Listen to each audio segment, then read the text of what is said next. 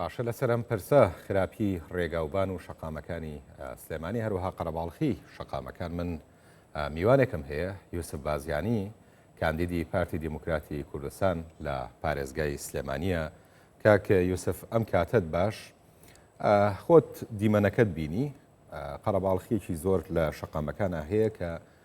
هەنە لە شۆفێران ئەم قەرەباڵخیە بۆ خراپی ڕێگاوبانەکان ئەجارنەوە. پێت وایە بۆچی شەقامەکانی سلێمانی گرنگجیە و تویان پێ نەدراوە؟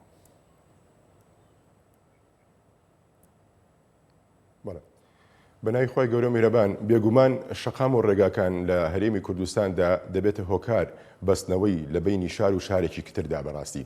و دەرخستەی هەر وڵاتێکیش وابەستەیە بە باشی ڕێگا و شەقامەکانەوە لە هەرێمی کوردستاندا.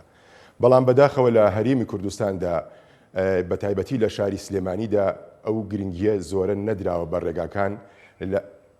لە ئەنجامی ئەوەی کە ئەو پرۆژانەی کە دەرچووە بۆ شاری سلێمانی ڕەنگە جێبەجێ نەکرابێ. ئەگەر ئێستا ئێمە سلێمانی بەراورد بکەین بە شارەکانی تری کوردستان وەکو هەولێرە یا دهۆکە دەبینین جیاوازیەکی یەکجار زۆر هەیە. جیاوازیەکی یەکجار زۆر هەیە لە بینی شەقام و ڕێگاکاندا. ئەمە وای کردووە کە خەڵکانێک باشتر جادەکان بەکاربێندێ و زۆرتر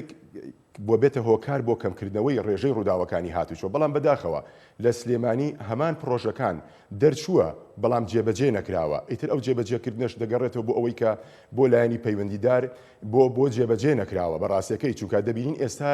بە تایبەت لە شاری سلێمانیدا کە زیاتر لە 700,000 ئۆتۆمبیل تەنها لە شاری سلێمانی ئەوانەی کە لە بەڕێوەبەرایەتی هاتوچۆ تۆمارکراون و لەگەڵ ئەوەشدا بەدەیان هەزار ئۆتۆمبیلی تر کە بێسەرەتان یان ژمارەیان نییە تۆمار نەکراون. ئەمانە هەموو کێشن بوونەتە هۆکار بۆ دروستبوونی ئەو قەرەباڵغیە و بوونەتە هۆی ئاستەنگیش بۆ بەردەم ئەو شوفێرانە و زۆر جار هۆکاریش بۆ مردن بەڕاستی. زۆر جار خەڵکەکەیە ڕەنگە نەخۆشێکی هەبێ نەتوانێت بە زووی بیگەینێتە خەستەخانە لە ئەنجامی ئەو قەرەباڵغی و بەرتەسکی شەقامەکاندا بەڕاستیەکەی. ئەمە ئەگەر وا بڕوا لە چەند ساڵی داهاتوودا ڕەنگە خەڵکانێکی زیاتر ببێتە هۆکاری مردن بەڕاستی بە لە شاری سلێمانیدا. زۆر باشە. یەکێکتر لەو بابەتانەی کە سەرنجی لەسەرەکە یوسف بابەتی ڕێگاکانی ئەو ڕێگایانەیە کە سلێمانی بە شارەکانی ترەوە بەسێت. ئەکرێت باسێکی ئەومان بۆ بکەی و ڕێگایانە چۆنە تۆوەکو پسپۆڕێکی بواری هاتوچۆش یعنی زیاتر لەو بوارەدا کارەکەی. ئەم ڕێگایانە کاریگەریان لەسەر پرۆسەی هاتوچۆ لە نێوان پارێزگای سلێمانی بۆ شارەکانی ترچی بۆەوە بۆچی تا ئێستا نەتوانراوە تەواو بکرێت. بۆ نمونە پرۆژەی جووت سایتکردنی کەلار سلێمانی لە 2011 دەستی پێکردەوە تا ئێستا تەواو نەبوو.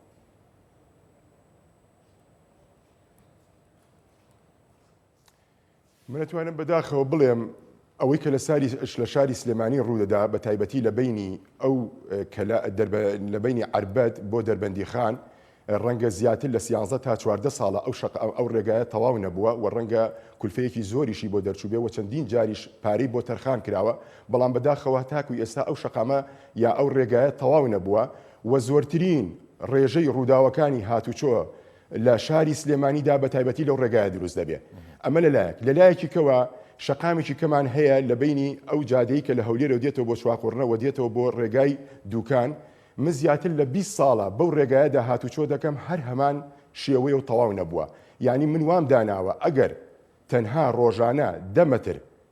مەتر ئیشی لێ بکرایە لە ماوەی ئەم 20 ساڵەدا دەتوانرا 76 کیلۆمەتر ئەو ڕێگایە تەواو بکرێت و نەبێتە هۆی دروستبوونی ئەو ئاستەنگەکە بۆ هاوڵاتیان دروست بووە. بەداخەوە خەڵکانێکی یەکجار زۆرمان لە ڕێگەکانی دەرەوە گیانە دەست دەدەن بە هۆکاری خراپبوونی شەقامەکان بەڕاستی بە هۆکاری خراپبوونی ڕێگاکان. وەکو من لە سەرەتای بەرنامەکەشا باسم کردووە ئێستا لە هەرێمی کوردستاندا و بە تایبەتی لە کابینەی نۆیەمی حکوومەتی هەرێمی کوردستان بایەخێکی یەکجار زۆر بە ڕێگاوبانەکان دراوە. واتوانم بڵێم لە ماوەی 4 ساڵ یا 5 ساڵی کابینەی نۆیەمدا زیاتر لە 930 ملیار دینار تەرخان کراوە بۆ ڕێگاوبانەکان بۆ شەقامەکانی کوردستان و دەبینین ئێستا ئەوەی کە سەردانێکی شاری هەولێر بکە و یا سەردانی شاری دهۆک بکە یا سۆران دەبینێت چ پێشکەوتنێکی بەرچاوی بەخۆوە بینیوە. بەڵام دەمانەوێت بە هەمان شێوە ئەو شەقام و ئەو ڕێگایانەی کە لەوێش هەیە بیگوازینەوە بەڕاستی بۆ سلێمانی. ئەمە لەکوێ دەبێتەوە ئەوەی کە ئایا تا چەند دەسەڵاتی ئێرە هاوکار دەبێ بۆ جێبەجێکردنی ئەو پرۆژانە بەڕاستیەکەی. چونکە ئێمە خەڵکانێکی یەکجار زۆرمان ساڵانە بەداخەوە لە کوردستاندا ئێمە نزیکەی 1000 کەسمان بە ڕووداوەکانی هاتوچۆمرێ و زۆرترین ڕووداوەکانیشمان ڕەنگە لە شاری سلێمانی دابێ ئەوە نەبێ شارەکانی تر بە دەربێ لە ڕووداوی هاتوچۆ بەڵام ڕێژەی خراپی شەقامەکان یا ڕێگاکان ڕەنگە هۆکاری سەرەکی بێ بۆ دروستبوونی ئەو ڕووداوانی هاتوچۆ بۆیە ئێمە وەکو پارتی دیموکراتی کوردستان وەکو کاندیدان کە ئێستا یەکوە ئەوەی کە من خۆشم بۆ ماوەی زیاتر لە 25 تا 27 ساڵە من زیاتر کار لە بواری هاتوچۆ دەکەم بەو گرنگی دەڕوانمە ڕێگاوبانەکان و پرۆژەیەکی تایبەتەوە ئەگەر خوا بک بچمە پەرلەمان پرۆژەیەکی تایبەت زیاتر هەوڵی چارەسەرکردنی کێشەکانی هاتوچۆ دەدەین و بە تایبەتی لە شاری سلێمانیدا چونکە ئاستەنگێکی یەکجار زۆری بۆ دروست کردووە و بۆتە هۆکارێکی زۆری مردن لە ڕووی قەبارەوە پارێزگای سلێمانی یعنی گەورە بووە بێگومان هەموو پارێزگاکانی هەرێمی کوردستان گەورە بوون لە ڕووی قەبارەوە ینی دانیشتووی زیاتر بووە گەڕەکی نوێ کراوەتەوە ئەکرێ پێمان بڵێ کاکە یوسف لەگەڵ ئەو گەورەبوونەی ناوخودی پارێزگای سلێمانی تا چەند توانراوە شەقامی نوێ و با بڵێن ڕێگای نوێ کە بتوانێت جەنجاڵی ناوشار کەم کاتەوە لەوێ دروستکرا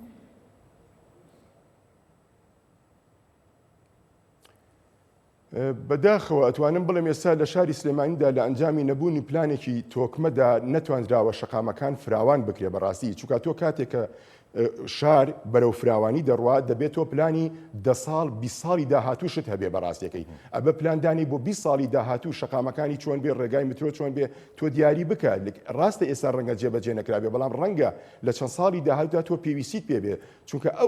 ئەو کاتەی کە خانوو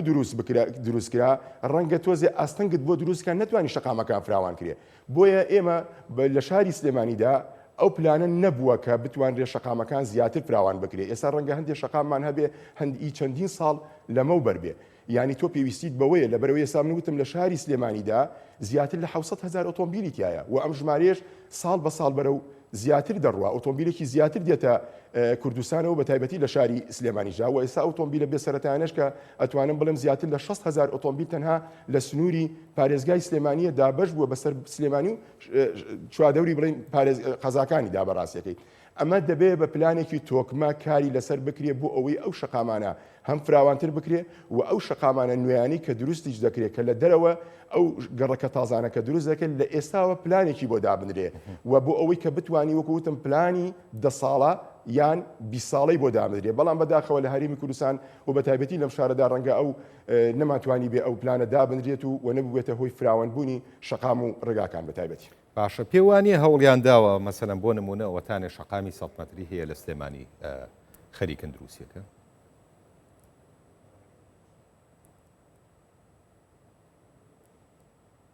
ئافوتخوا گوێم لێ نەبووڵە ئەڵێم پێتوانیە هەوڵ دراوە بۆ ئەو بابەتە ئەوە نییە خەریکن شەقامی 100 مەتری لە سلێمانی دروستەکە ڕاستە شەقامەکە ڕاستە سەتی وا دروست دەکرێت بەڵام ڕەنگە ئاستەنگێک بێ نەتوانرێت و پێویست زووتر تەواو بکرێت بۆیە دەبێ زیاتر ئەم شارە پێویستی بە فراوانکردنەیە ئەم شارە وتم ئۆتۆمبیلێکی یەکجار زۆریتایە و ڕووداویشی زۆرتایە و سەرپێچیشی زۆرتایە بۆیە دەبێت کاری جددی لەسەر تەواوکردنی شەقامی 100 مەتری لە شاری سلێمانیدا بکرێت بۆ ئەوەی ئەو جەنجاڵی لەناو شاردایە کەم بکرێتەوە ڕەنگە بەڵام هەندێ ئاستەنگ هەبن نەتوانرێت کارەکان بەرەو پێش بڕوە بۆیە دەبێت کاری گرنگتر و جدیتری بۆ بکرێت بۆچێ لە پێناوی بەرژەوەندی گشتیدا بەڕاستیەکەی چونکە ئەم شارە پێویستی بەوەیە کە زیاتر خزمەت بکرێت و پێویستی بەوەیە کە وای لێ بکرێت ڕێژەی ئەو ڕووداوانەی کە دروست دەبن بێتە هۆکاری کەمکردنەوەی بەڕاستیەکەی چونکە زۆربوونی ڕووداوی هاتوچۆ لە هەر شارێک یان لە هەر ناوچە وڵاتێکدا دەبێتە هۆی نائارامی بۆ تەواوی دانیشتوانی ئەو شوێنە.